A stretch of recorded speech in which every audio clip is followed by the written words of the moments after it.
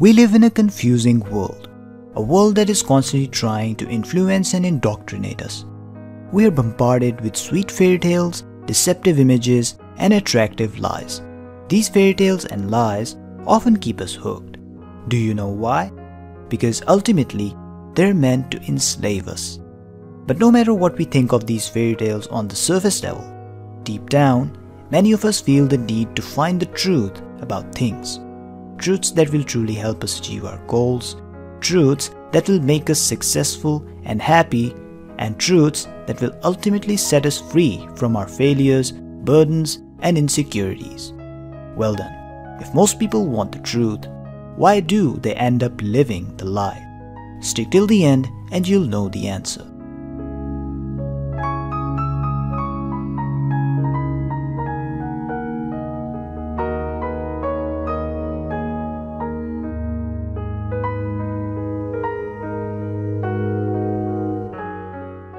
In the first half of the 5th century BC Rome lived a great military hero by the name of Coriolanus.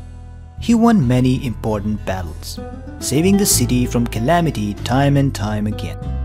Because he spent most of his time on the battlefield, few Romans knew him personally, making him something of a legendary figure. Then later on, he decided to enter politics. At first, people were quite delighted to see the brave warrior, and his victory seemed certain. However, the first few sets of speeches he made to the public proved quite offensive.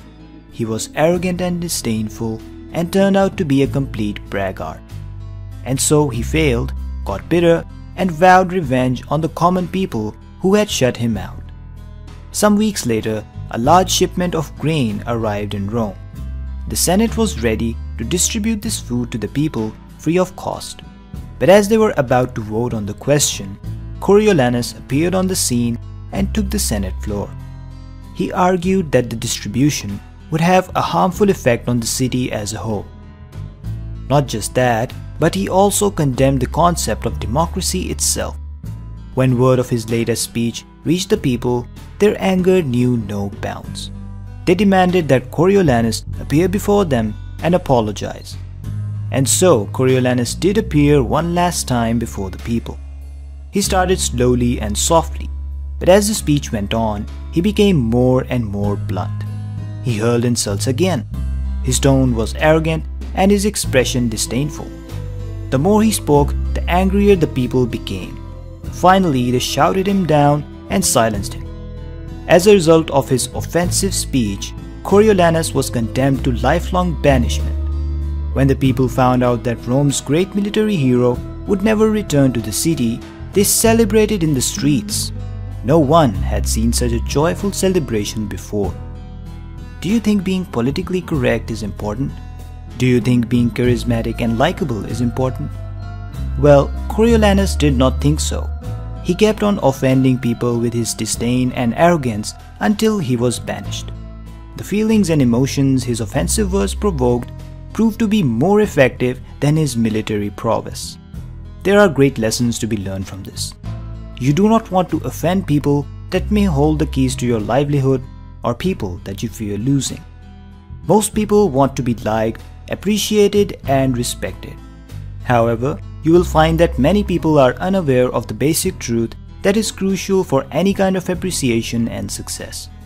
They believe that people always want to hear the truth, no matter how harsh or uncomfortable. But at the end of the day, we are emotional beings, and even the smartest among us can be hurt or offended. We may or may not be good at hiding our pains and insecurities, but the truth is we all feel them, and we project those feelings onto those we feel are responsible for them. The best thing to do, then, is to realize that feelings are to be considered at least equally important, if not more, than facts.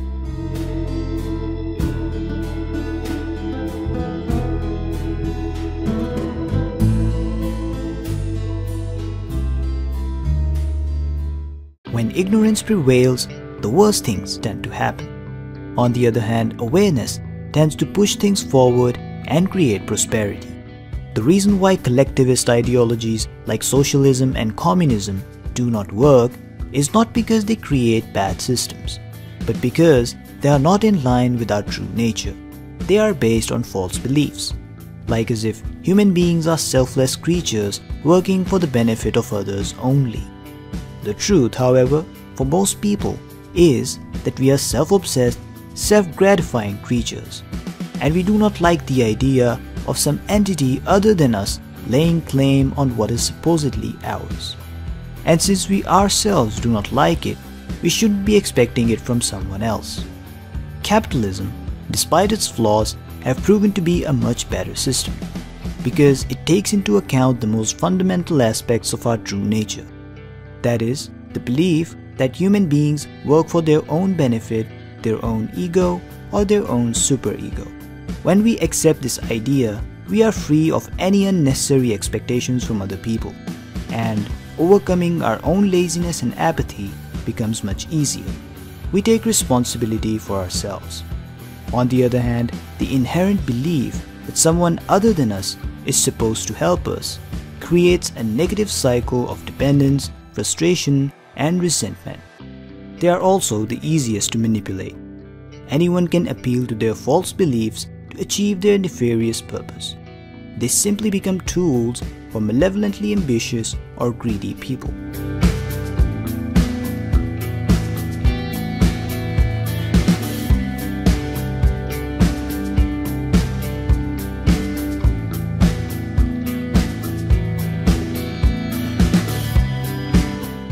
Let me tell you a story about two brothers named James and John. James was a smart and hard-working guy. He studied hard, spent time working on his business ideas, and took good care of his health by eating healthy and exercising regularly. John, on the other hand, was also a smart man. A few years older than James, he had a nice and comfortable job. He would go to work in the morning and come back home in the evening. In his free time, he would either watch TV, play video games, or hang out with his friends. For all of his life, John had wanted stability and comfort. He seemed entitled to a life of ease. In his head, he was always justifying himself by saying that he had worked hard on his education in the past, and now he deserved all the luxury and comfort with minimal effort. As a result of his mindset, John would often feel lazy at work and could only think about when he could get back home to enjoy his life. He felt miserable and trapped most of the time. Instead of finding pleasure in his meaningful work, he was focused on entertainment and comfort seeking, even though he could never get enough of them no matter what he did. On the other hand, James, despite the struggles and the self-discipline, felt much happier. He would work all day and kept a tight leash on himself to avoid temptations. But when he would go to bed, he felt a certain satisfaction that John, despite his comforts, would not experience. James' relationships and social life was blooming because of his positivity, which made him even more content. But for John, it was a mess. For some reason, he didn't have the respect of his family members, and he ended up losing many of his old friends. As time passed, John became more and more confused. This is not what he had expected. The more he chased luxury and comfort, the harder his life would become. He would often become nostalgic and think about the good old days when his life had more meaning. On the other hand, James grew more and more happier. He experienced all kinds of good things that were happening to him because of his actions. Now, there is a lot that can be learned from the story.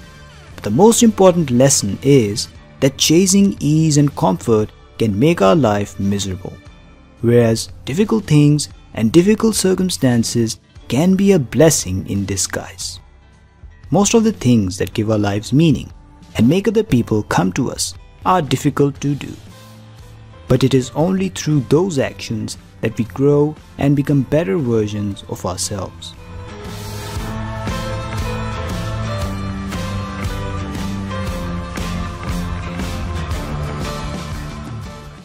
What is offered for free is dangerous. It usually involves either a trick or a hidden obligation. What has worth is worth paying for. By paying your own way, you stay clear of gratitude, guilt, and deceit. It is also often wise to pay the full price. There are no cutting corners with excellence. Be lavish with your money and keep it circulating, for generosity is a sign and a magnet for power. It might be tempting to get that special discount that no one else is offering, to get that free ebook by signing up to some email list, or to get your hands on that 80% off video course that will eventually make you millions. But the reality of life is that to get something, you must give something in return. In fact, it is a fundamental law. There is no such thing as a free lunch. There is always a trade-off. It can either be money or something completely different. For example, the free services that tech companies provide take your valuable data in return so that they can sell you more stuff. The gifts that you receive from other people are often an exchange of your trust and feelings of goodwill. Even in the act of charity, there is an exchange of gratitude or, in worst case, self-respect. This is the reality. It shouldn't be judged as good or bad, and it must not be ignored. In conclusion, everything has a price, and you must always pay the price in full. Cutting corners or falling for the illusion of free lunch is never worth it.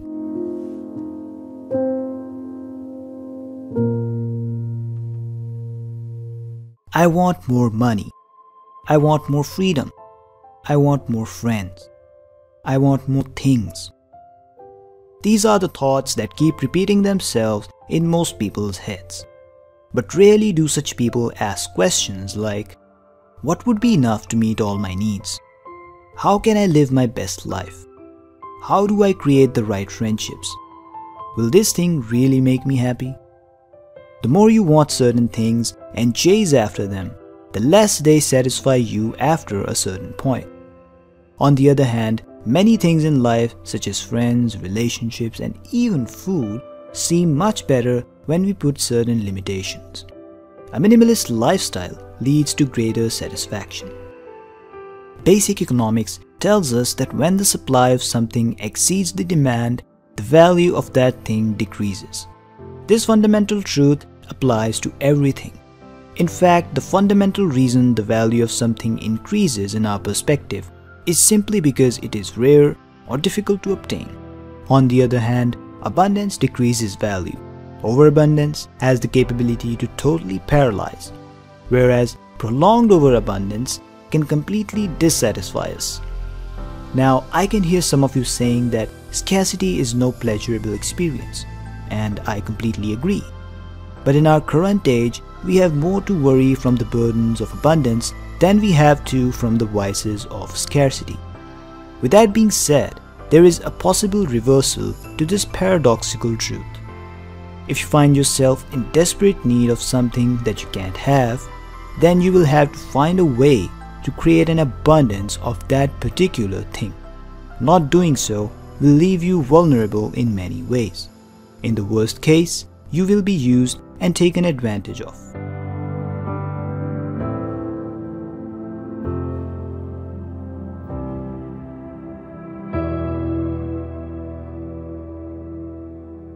What does the mainstream culture tell us?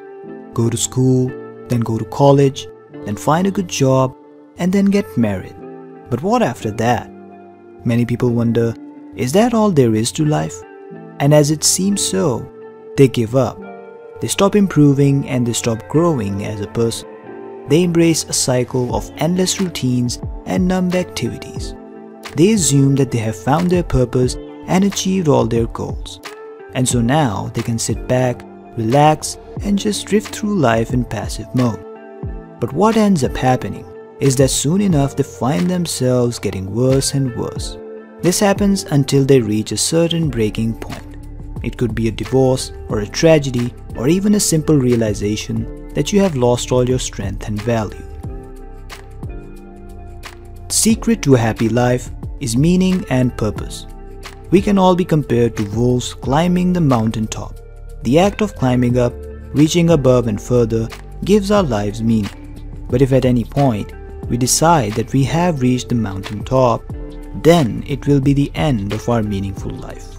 And the end of a meaningful life means a beginning of a life full of dissatisfactions and distractions. You don't just stay the same when you quit. You start falling. Like a wolf that has stopped climbing the hill, you roll backwards. Now, this does not mean that you take life way too seriously, as meaningful experiences and positive people are what make life worth living. You will have to find the right balance, which will require two things: complete honesty with yourself and self-discipline to keep you going.